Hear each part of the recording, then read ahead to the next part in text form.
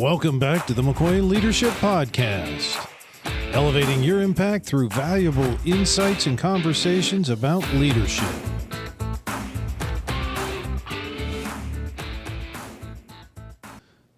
Welcome back to another episode of the McCoy Leadership Podcast. Today we have Bill Heinrich with us. And boy, as far as an introduction goes, I think with Bill, all I got to say is 30 years ago, Bill walked away from his life because he was miserable. And he said, I'm going to figure out what's making me miserable. And 30 years later, we'll find out from him, I don't think he's quite as miserable as he was 30 years ago. And he's found out quite a few things along the way as it relates to leadership and people and kind of how we interact with the world. So Bill, welcome. Tell us a little bit about how did you get to where you are today from being miserable to maybe not so miserable? Yeah, that was miserable with a capital M, Amos. Yeah. Misery is what got me to walk away. I was just so miserable I couldn't take it anymore. And I needed to find out why.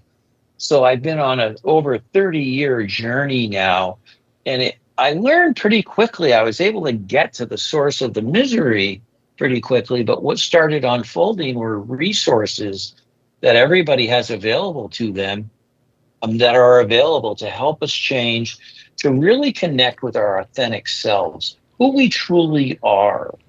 And this is what I work with clients on, because when a person knows who they are energetically, their whole life changes. And the reason it changes is because they gain a new perception, because no two people are the same energetically. Yet we live in a world where everyone wants everybody to fit in and be the same and act the same and do the same. But that just isn't the case, Amos. Everybody's different.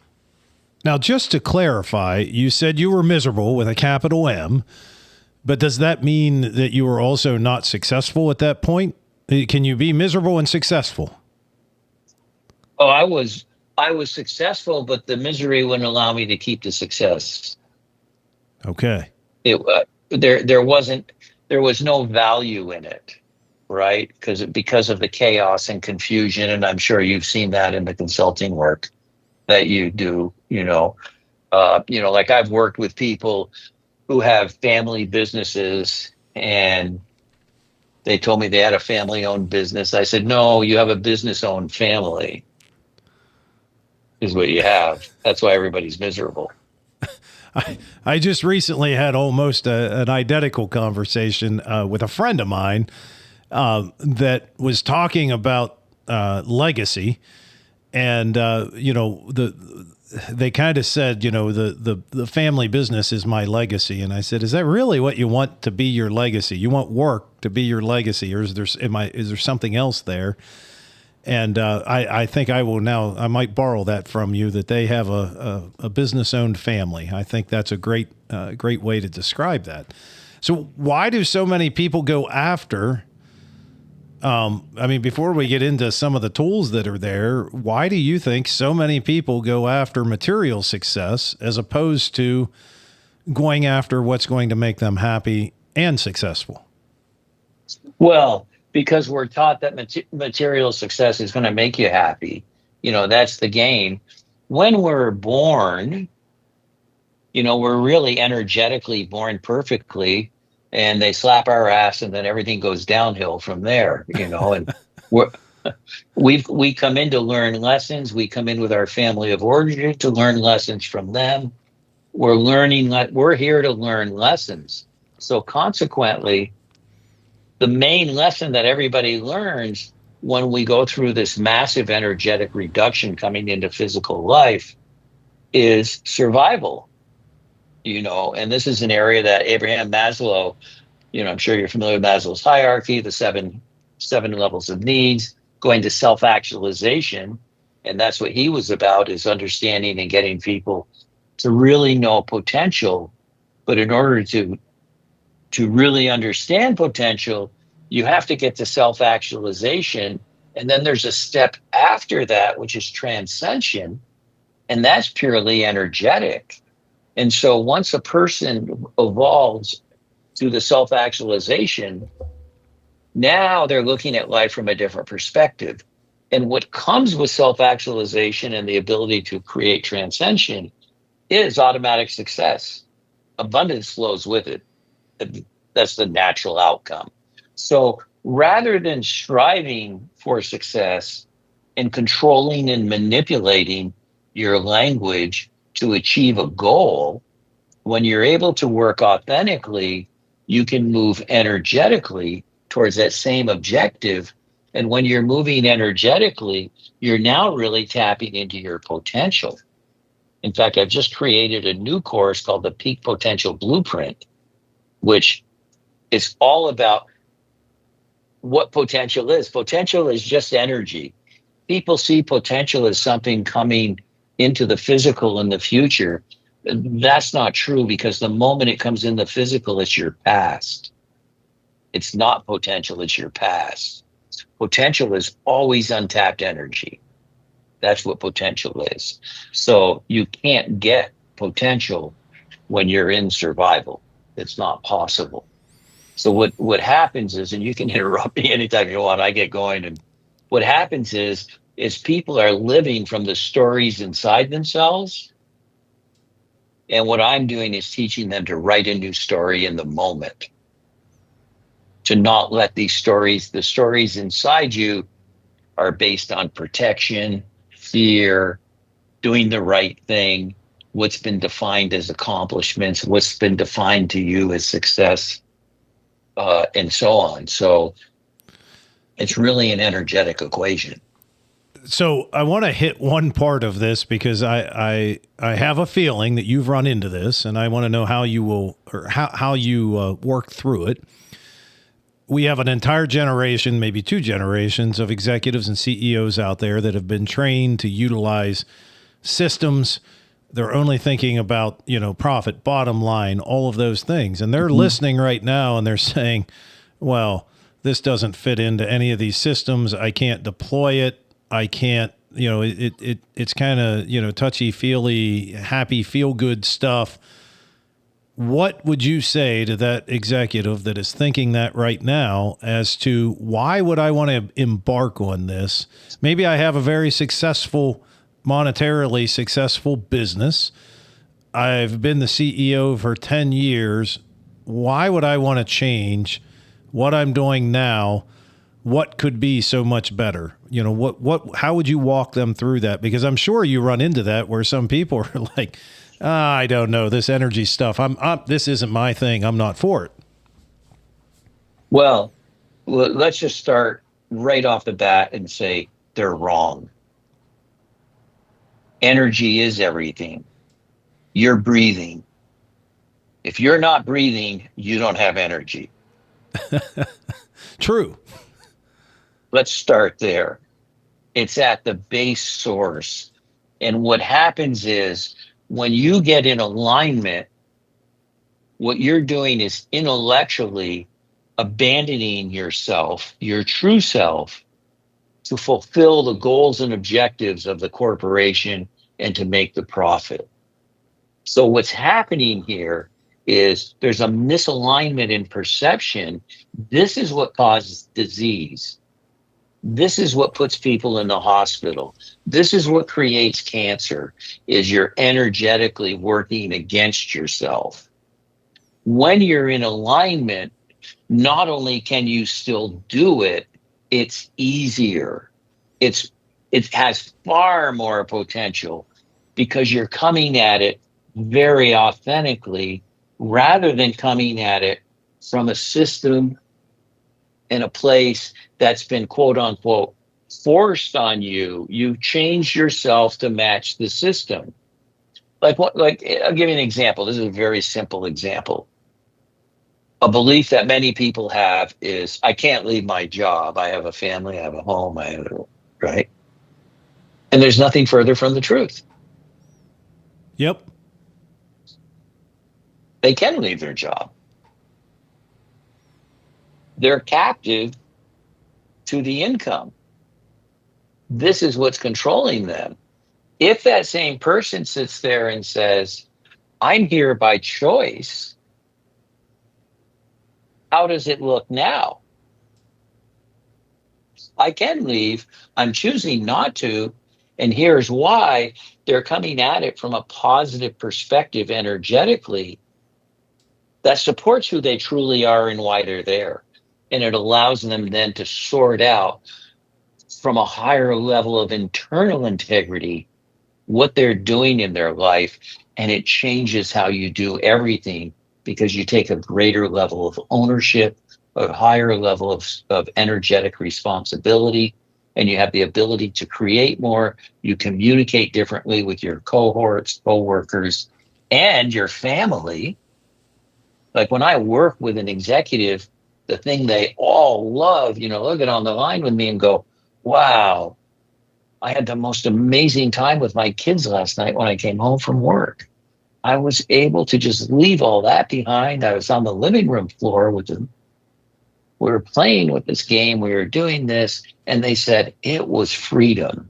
Like it just felt so great because they understand what they're choosing in life and being fully responsible to the different aspects of their life. Fascinating. I think, well, I guess kind of, I'm asking you all the tough questions maybe up front, or not tough, but, skeptical type questions. What about a middle manager that is listening and thinking these things all sound great, but I'm kind of stuck in the middle and my boss isn't going to go for these things. This is the path I want to go. And let's say they start to work that process, but their boss is being unwilling, to allow flourish. First of all, let me talk about skeptics. I love them because I'm all out. I've run out of them. Yep. Any skeptic comes to me, they start working with me. They are so quickly converted. It's amazing. This works just as well for a middle manager as it does an executive. But when you're authentic, you can perform at a higher level. When you're authentic, you communicate better. You communicate with clarity, okay? For instance, one of the things I work with clients on is, and I'm going to ask you this, you have to choose one of these two things. Do you want to choose accountability or responsibility? Responsibility. Yes. 98% of the people choose accountability. When you're accountable, you're a victim. When you're responsible, you take ownership. Yes.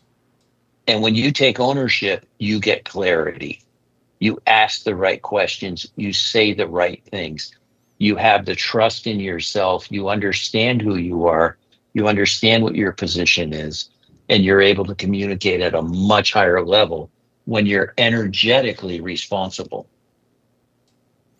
So I'm curious as well, once you find your true self, and you talked earlier about letting the stories inside you kind of dictate what you're doing and how you see things. Once you find your true self, is it possible? What happens if the job you have isn't in alignment and can't be in alignment? I'm trying to think of an example. It's just a matter, at that point, it's just a matter of choice. It's just a matter of choice. So the question is, A, can you stay there and remain in integrity to the work that you're doing? That's first and foremost, because that goes with energetic responsibility. Yes. And B, what is it then that's going to fulfill you? What is it that really is going to bring you the passion and purpose that you so desire, where you're doing something for the benefit of all involved, regardless of the outcome, and you're working from that energetic place, rather than working begrudgingly with someone, right? So this is invisible, it's energetic, and it's a magnet. People love people who are authentic. The reason they do is they're non-confrontational. They take an honest, open ownership in who they are and what they're doing. and they communicate very clearly. The energy completely changes. It increases. I've worked with teams and companies before where we've really taught them the difference between accountability and responsibility. And we got everybody on the team to buy into responsibility and understand it. Their performance skyrocketed. People want that responsibility. They want to feel good about themselves.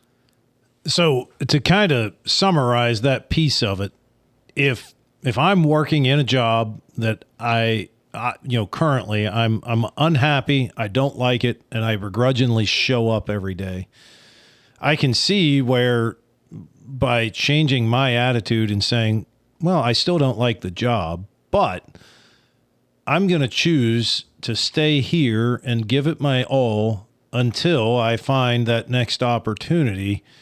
Until I create it. Yeah. Yep. Your day to day is going to be so much more energetic because instead of going in and saying, where can I hide till the end of the day? You're going in and saying, what can I do today to make the day go by better and faster and more efficient? So part of what you have talked about is finding your true life purpose. Can we dig into that a little bit more? I mean, how do you define your true life purpose? Well, your purpose, and the biggest mistake that people make about purpose is this. People think that their purpose is what they do, and there's nothing further from the truth. Nothing further from the truth. Your purpose is who you're being. It's the words, thoughts, action, the energy behind those that create your purpose. Your understanding of who you are, your ability to stand. You'll notice with me, I don't stutter. I don't hesitate to speak what I know is true. This is my purpose, is to empower others so they can go empower others. Because the truth of the matter is this. There's an old saying, it goes like this. People will never remember what you said, but they're always going to remember how you made them feel. Hello? Yep. Feelings, energy, all of our connections are energetic. When I ask you to go to a special time in your life, what was a special moment in your life, Amos? You're going to go back to how you felt, and then you're going to tell me what happened. Absolutely. It's all about the energetic connection. Like in business, one thing I teach all the clients I work with is the red flag is if you're in a conversation, if you're in a relationship with a client, coworker, anybody, where there isn't mutual appreciation, you're in trouble. Yep. You're in trouble. When there's mutual appreciation, it's okay for Amos to be Amos, and it's okay for Bill to be Bill. I can appreciate you for who you are. I like your uniqueness. I like your difference, and I have mine. I'm not here to convince you of anything. We're just here to share new ideas in an open-minded forum that allow each of us to gain more awareness. Consequently, from that, we then have more choices as we move forward in our life. Now, creating that feeling, I'm kind of going, it just made me think about today's world since the pandemic. We were talking a little bit before the interview. There are more and more things. You and I right now are virtually meeting. Now, I will say that I think you've done this enough and I've done this enough that, we understand to look at the camera, to look at each other, to make a connection. But in my communication training, I always show a slide that says that basically 90% of what somebody gets out of the words that you give is not the meanings of the words. It's their tone, it's their body language, all those things. So with that being said, I think it's 90% harder to make a connection when we can't see the person. If we're texting, if we're emailing, if we're doing it virtually, which is a little bit better because we can still see each other. if we have our cameras on, which is a whole nother different subject, Yeah. how do you believe that things might change into the near future as far as it comes with connecting with people on making them have that feeling? I agree with what you said. People aren't going to remember what you said, but how you made them feel. If it's virtual, what's going to be the impact of this long term, I guess is what I'm saying, to our relationships and finding our true life purpose? Of which part? Because what you said was 90% if they're having phone conversations or texting. I disagree with that. I think it's 100. Yes. Okay, it's Yep. 100. There's this personal connection when we're working here with cameras. I normally work on Zoom. We're on a different platform, Microsoft platform, which we're getting our authentic selves. We're getting the energy. We're able to observe and feel. And there's a communication, a nonverbal communication that takes place where we have innate understanding inside of us of what's happening over and above the so-called intellectual, right? And intellectual is so limiting. It's so limiting. It's just, because the intellectual your mind can only deal with the past. The past. Your mind can't come to the present moment. It doesn't have that capacity. It Yes. cannot live in the present moment. The only thing that can live in the present moment is your heart and how you feel. And it's the energy that you're creating then with that then leads and allows one to write a new story rather than sitting here and going, well, he's saying that, and that doesn't fit in with what I believe, because I was taught this and this, and it's all about, if Amos is right, Bill's wrong. And that just isn't the case. You get to be you. Yes. And you've had your own experience. So this is becoming more and more evident, more and more real, and people are looking more and more for the authenticity, Amos. They're looking for the connection. So the second part of that question was, if somebody is stuck, where their job is requiring them to only communicate in textual ways, as well as, possibly the occasional Zoom meeting where 3/4 of the people have their camera off, what will be the impact to them long term? Well, it's suffering. It's misunderstanding and suffering, misperceptions. Like texting, I mean, it's good God. I have people that have wanted to communicate with me via texting. And it's like, no, I don't do that. Well, that's the easiest for me. I said, well, then we won't communicate. I have no interest in it. None. Like, I need to be with you. I need you to want to be with me for whatever it is. If you can't take 2 seconds to get on your phone with Zoom, that's okay. However, I'm not going to be in your world. Yes. Because my world is all about connection. My world is the greatest influence I'm going to have on you today is coming from my energy, which can't be blocked. But what happens is when you're texting and working on the telephone, in fact, I'm doing an interview later today with a gentleman who's a very high level consultant, and he's been doing his podcast, I think he said for 4 years, but the last 18 months, he switched from telephone to video.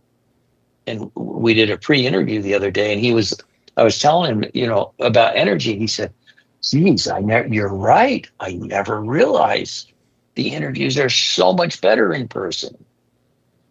It's just, it changes everything. And he said, I never really looked at it from an energetic standpoint. So a person that's texting and doing those things, what happens is your energy starts spinning. And when your energy spins out on you, it's just like for some people, it's like this whirlwind of information that it drives them nuts. It'll put them in lockdown. It'll put them in emotional lockdown, causes emotional distress. Many negative energetic things come from that. So we often train from a communication standpoint. One of the pieces that I talk about is, thinking about who you're giving a message to, what the purpose of the message is, and then picking your delivery method.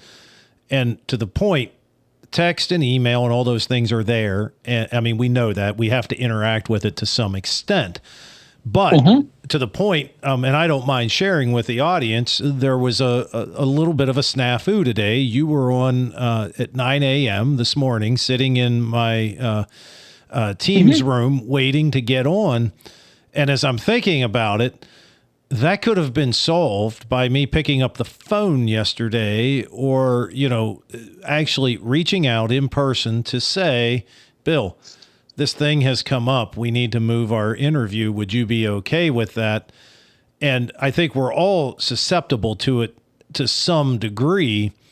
Totally. But we need to look at those things as tools. I view email as something to forward attachments, spreadsheets or Word documents. And then I'm picking up the phone and calling you and saying, hey, I sent you that document an hour ago. Do you have time to review it? And then we can talk about it. We should not be looking at those items as our true mode of communication. But let's talk about what happened this morning, because what happened this morning is it was handled very responsibly by both of us. Yes. Without emotion. Yes.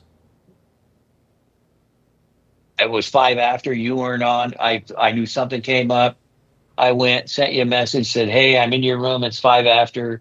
Not sure what happened. You got back to me and said, oh, I had to attend. You went to a funeral, and I'd sent you a message that I'd missed. I said, oh, no problem. We can do it at 11:30, and there we are. It's done. Right? So it's just these things happen. They happen. So what effect did that have on your or my energy? It had no effect on my energy. Actually, it made me happy. It gave me some more free time. Yep. Right? Is what it did. And then when you said we could meet, it just so happened this time was good for me. It's like, great, let's do it. And we're making the most of it. These things happen. They happen all the time. Wait a minute. You mean if I put my schedule together and schedule every minute of my day, that there might be things that happen throughout life that could throw a wrench into that, and I shouldn't get derailed and throw a fit? There's a rat.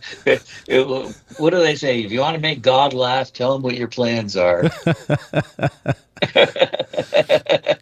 We have, one of the basic premises that I teach everybody is detachment, and that our lives are out of control. Our lives are literally out of control. And each moment of our life, even today, later today, is a search for us for more clarity about what we're going to actually do. It's always a search for clarity. Because as we gain information, things change. There's interruptions, disruptions. It's all part of life. All part of life. Absolutely. Without going too deep in that, I truly believe, I personally am a Christian man. That's not to say that any thought pattern, religion, or anything that's out there, you have to recognize you're not in control, is what I'm getting at. When you look at anything that's out there, whatever your belief system is, you have to recognize you're not in control, and somebody or something is, and there are things outside of you that are going to affect you on any given day. I think it was Stephen Covey that once said that, I want you to think about your life today exactly as it is. And I want you to make the realization that within the next 30 days, something will happen that you didn't expect that will completely change the outcome of the next 30 days. And right. That has always stuck with me because it allows me to be okay with it. I know that there's going to be something happen that is going to move things around. So my last question on this kind of line, you said earlier, if I think I got the wording correct, that aligning with one's true life purpose enables someone to manifest their goals quickly and powerfully. Like I said, I might have jumbled those words up, but I think that's close. Their intentions, yes. So do you think it's important once you go on this journey, or even prior to that, is it important for an individual to have, for lack of better terms, I'm going to call it a mission statement for them and their life so that they can refer back and say, this is what my purpose is and my values are, and I want to make sure that I'm aligning what I do with that. Is that an important piece? Well, it's more of an inventory, and it's always important. But the fact of the matter is, it's always unfolding, and there are key guideposts that one must follow.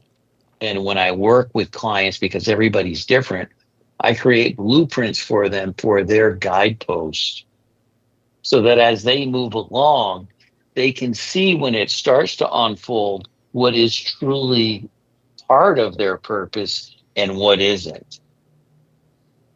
And having that understanding is what makes the difference, because as you understand with clarity, the more you start to understand something, your perception changes. As your perception changes, you start to understand it at an even higher level. Like I tell people, you never create anything. You're never finished, because it's always unfolding. Now you have a different perception. You're like, oh, well, if that's true, then now we can do this. Now we can do that. And it's this ever unfolding process. And that's even more true.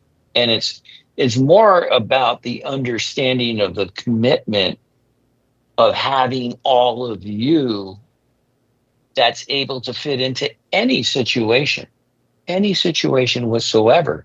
That's when you know that you have your authentic self. I just released a book on Amazon, and it's called Clarity Has No Story, which is quite a profound title, because clarity doesn't have a story. And when people communicate, they're always in story. They're always in that piece of protection. That's what we've been taught in the physical. You're not taught that in the non-physical. You're not taught that in feelings. You're taught about expansion, abundance, all the things that you can't describe. Like, in the physical, we can describe everything.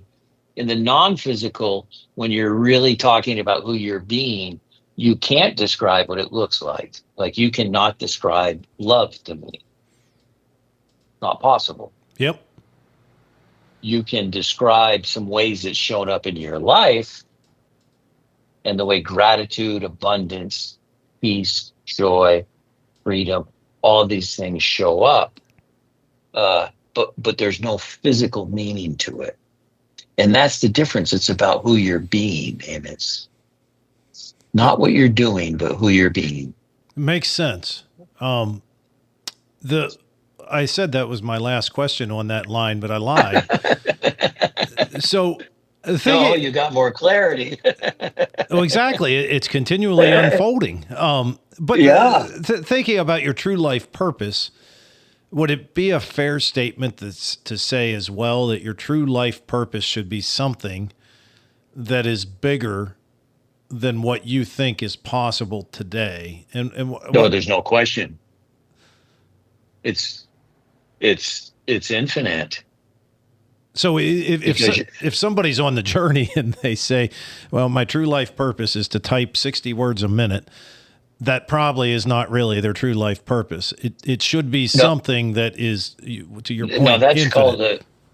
that's called a goal, and goals are limited, or put you in a state of limitation.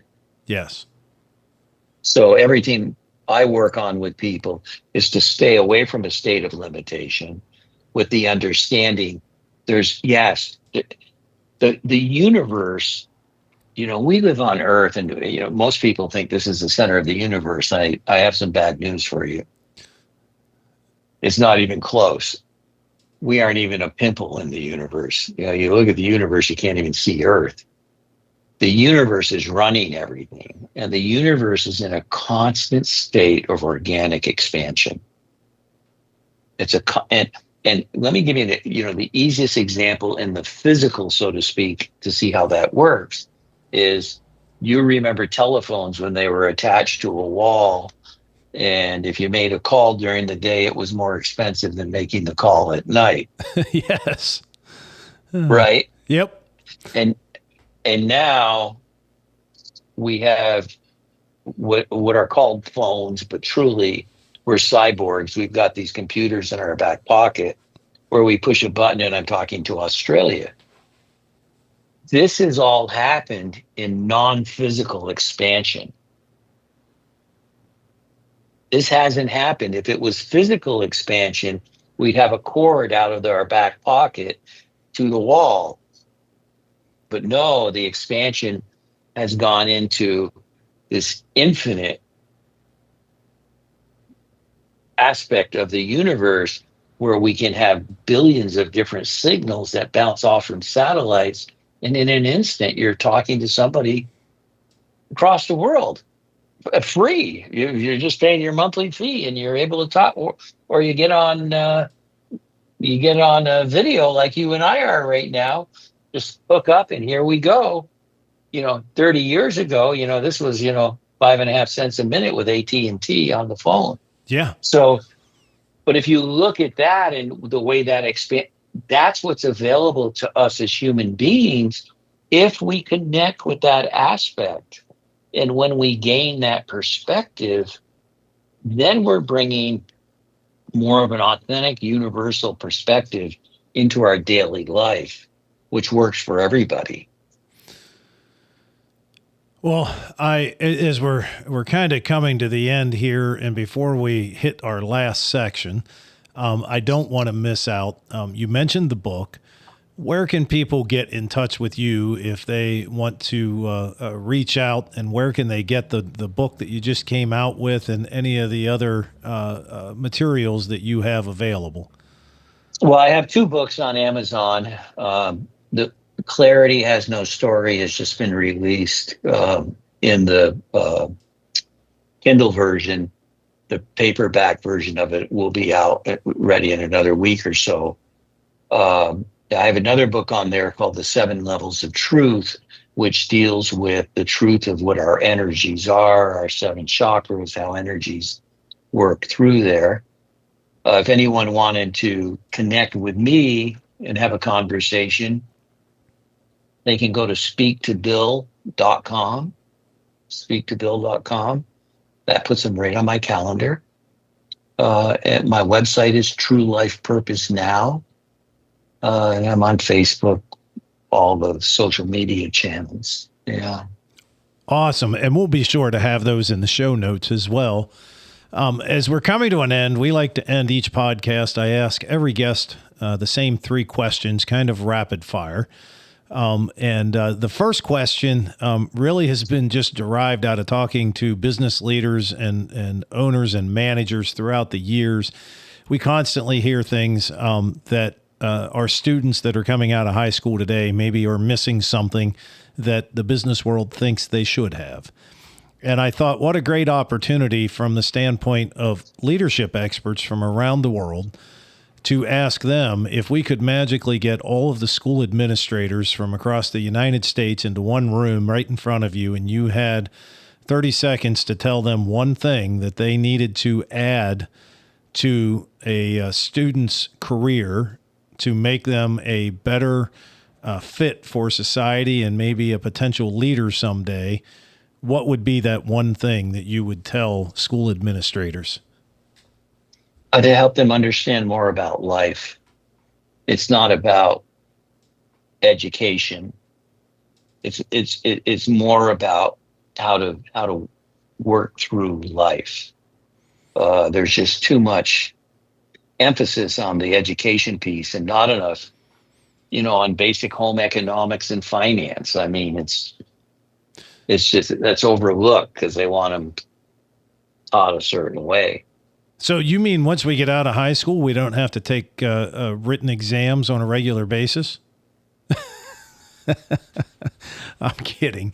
But there are tests in real life, but just maybe not written. The second question is, throughout your career and really, I guess, specifically the past 30 years of your research and time looking into what makes people tick, what has been your go-to book that over the years you continually pull back out and get good insights out of? Oh, okay. There's two of them. The first one is The Seat of the Soul by Gary Zukov. Okay. That's my Bible. And the second one is The Seven Spiritual Laws of Success by Deepak Chopra. Wonderful. And the last question is, in today's amazing world of technology, what is your favorite and most useful piece of technology that you utilize today? Without a doubt, is Zoom. I think it's amazing. Over the past, I don't know how many episodes we have out now, but hearing everybody's answer, on each one of those.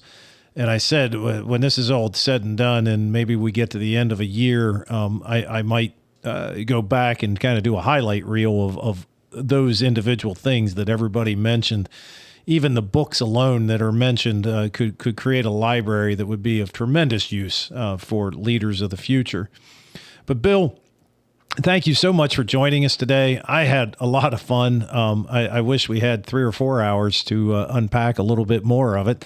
But thank you for joining us today and blessing our listeners with some of your expertise. Well, thank you very much for having me on, Amos. I really appreciate it. And I'm glad our little snafu worked out. It worked out perfectly. So it was great. And we even got to use it as an example. So it all happened for a reason. Yeah. Real life.